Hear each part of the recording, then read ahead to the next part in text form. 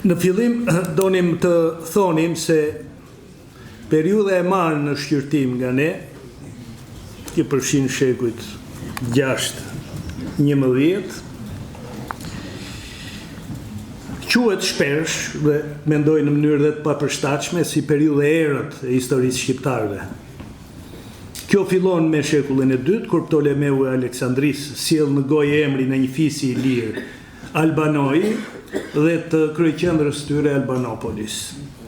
Dhe mbaron kjo periudhë errësire, si më thënë, në shekullin e 11, kur Mihala Taljati, siç e përmendi profesor Schreiner, flet për arbërit si ushtar të generalit Georg Maniakes në Siçili, apo dhe për arbërit si luftëtar në radhët e ushtërisë së dukës Durrësit Nikifor Baziliahut.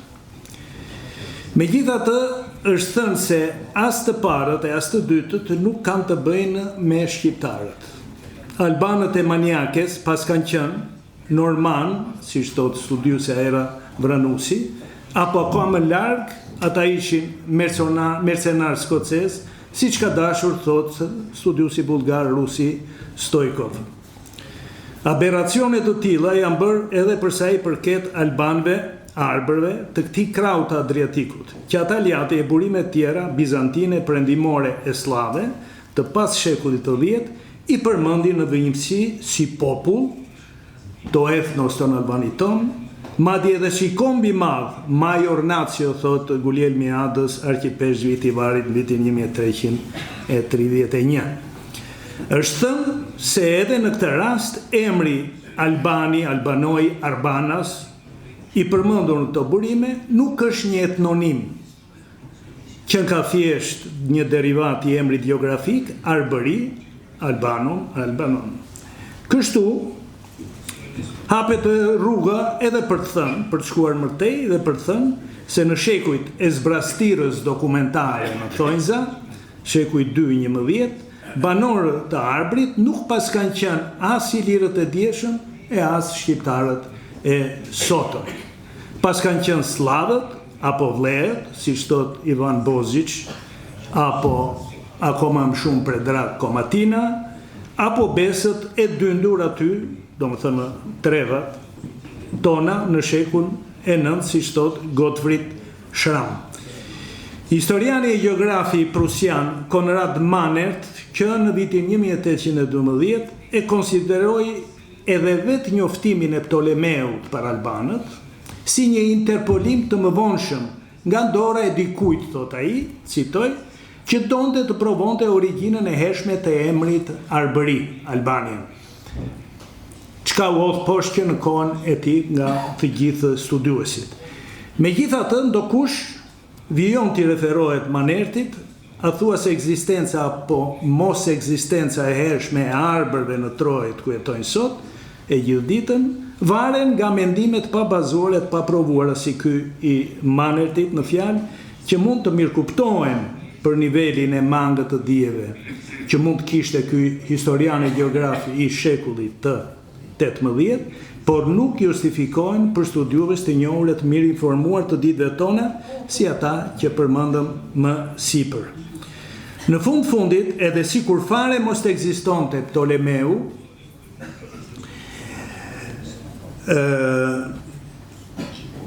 apo shpreja e tij e famshme mbi albanët dhe Albanopolin, një shekull para tij, autori romak Lucius Junius Columella, që ka jetuar vitet nga 4 deri në 70 të shekullit parë, autori i traktatit mbi bujqësinë De Re Rustica, e sjell në gojë popullin e arbërve duke dhënë një informacion ku më interesant se njoftimi i thatë i Ptolemeut.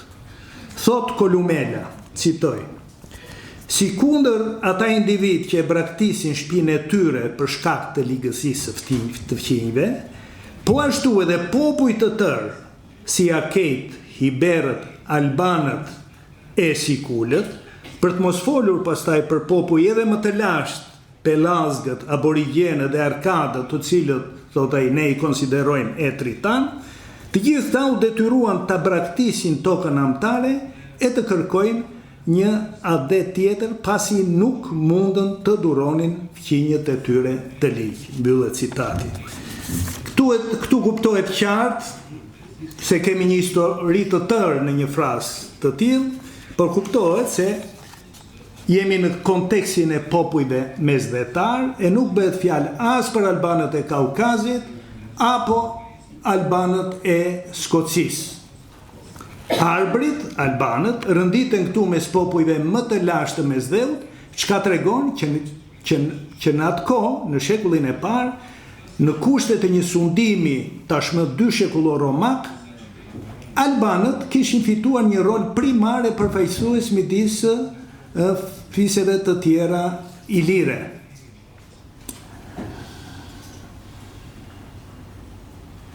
Nga ana tjetër, i deri profesor Shima Cirković, përfaqësues i shquar i shkollës serbe të bizantinistikës, ka tërhequr vëmendjen me një tekst bullgar të kapërcimit të shekujve 10-11, ku arbrit, arbanasi, rreshtohen mes popujve të konsideruar si gjysmë besimtar në thonjza, bashkë me alamanët, me frankët, magjarët, indianët, jakobitët, armenët, saksonët, kroatët, hizët dhe gjermanët. Ndoshta teksti është shkruar në një periudhë përplasjeje të kishës së arbrit me dogmën zyrtare të Konstantinopolës, për shkak të aderimit të saj në lëvizjet ikonoklaste të shekullit 8 e 9, apo bogomile të shekullit 10, për çka flet edhe ndonjë burim historik. Dekada më herët se teksti bulgar, në traktatin De Administrando Imperio të perandorit Konstantin Porfirogeneti, që ishte edhe historian, njëkohësisht, në një rast të vetëm, ky quan Iliri një vend të Kaukazit, që përndryshe të gjitha burimet të antikitetit, mesjetës e të periudhës moderne, e njohin me emrin Albania, vetëm Albania. Kështu e quan rregullisht edhe vetë Porfirogeneti, përveç rastit të përmendur. Mund të jetë një lapsus, gjithsesi do thoshim ne sot një lapsus freudian, sepse zbulon një ekuacion Iliri baras Albani që ekzistonte në kokën e këtij perandori dhe që i përgjigje një realiteti ballkanik të cilin ky e bart në mënyrë të pandërgjeshme ndoshta nga brigjet e Adriatikut në malet e Kaukazit. Pra edhe kjo është një provë, sigurisht jo eksplicite, implicite, por që tregon që në atë kohë edhe perandori bizantin i njifte arbrit dhe i njifte dhe i barazonte ata me ilirët. Në fakt, burimet të mëmvoshme bizantine nuk mungojnë ta konfirmojnë këtë ekuacion, pra albanët baraz ilir. Kështu, ilirët janë arbërorët e sotëm, Yliri i Albanite, thot një burim, apo Anasjeltas. Arbërorët janë fari ilire, Albani genos Illyricon, thot një burim tjetër i fillimit shekullit të 15. Mbi këtë bazë, jemi të bindur se në të ardhmen shkenca do disponojë të dhënat panjohura apo të neglizhuara deri më sot, që në mënyrë eksplicite apo implicite do hedhin dritë të re mbi historinë e arbërve në mesjetën e hershme dhe mbi problemin e stisur, e konsiderojmë, të vijimësisë së tyre nga ilirët e lashtësisë. Gjithsesi, në shekujt e së ashtu quajturës epoke e errët, burimet vijojnë të flasin për ilirët apo dhe për farën ilire, Illyrion to genos, apo për popullin ilir to ethnos ton Illyrion.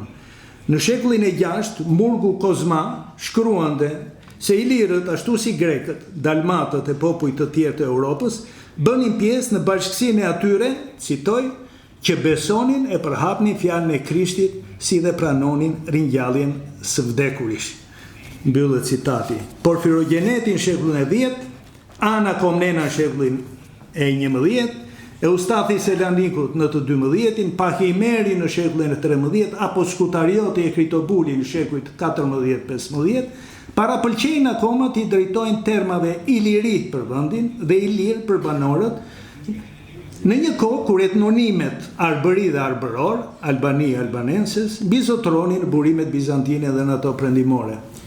Edhe në shekullin e 15, Georg Gemista Pletoni i thret shqiptarët vetëm me emrin e lashtë Ilir. Dhe po ashtu vepronte Kritobuli Imbrosit, por Mihal Dukasi, i cili flet për të njëjta ngjarje për të cilat bën fjalë Kritobuli, ndryshe nga ai, i quan shqiptarët me emrin Arbër. Madje duhet shtuar se në një prej këtyre autorëve, si Efremi dhe Nikifor Gregora, përdorin pa dallim si apelativin Ilir, ashtu dhe atë arbëror.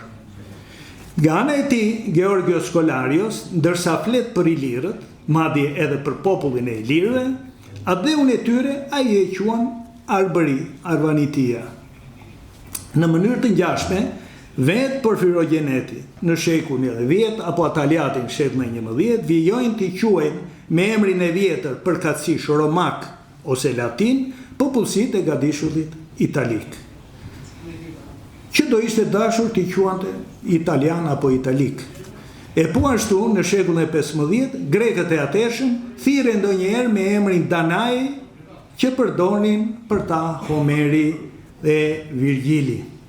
Kështu nuk mund të gjendrojnë, si masnesh, muret e ngritura mes Ptolemeut në shekullin e 2 e Ataliatit të shekullit 11 për të ndërtuar mbi to teori efemere mbi kinse frakturë historike mes Ilirëve dhe Arbërve. Ataliati nuk është interesant sepse pas ka folur i pari për atë popull të panjohur e të padëgjuar, e pra misterios që na qënkeshin Arbrit. Ai është interesant për informacionin që sjell, për faktin që në një frazë të vetme, ai regjistron atë që Paul Lemerle e quan përmbysja e esensit të historisë së shqiptarëve në shekullin e 11. Në fakt, Ataliati bën një bilans të marrëdhënieve të arbërve me Bizantin, të cilat ai nënkupton si shumë të gjata historike, kur thot se deri në shekullin e 11 arbërit kishin ndarë me bizantinët të njëjtin besim, kishin qenë aleat luajal si mahoj të perandorit dhe kishin gëzuar për këtë arsye statusin e izopolitisë. Si të tillë, ata bënin pjesë në atë që vazhduesi Theofanit e quante qytetrimi bizantin, politia ton Romeon. Por marrëdhëniet e mira me arbërit, Ataliati i përshkruan si diçka që i përkiste të shkuarës.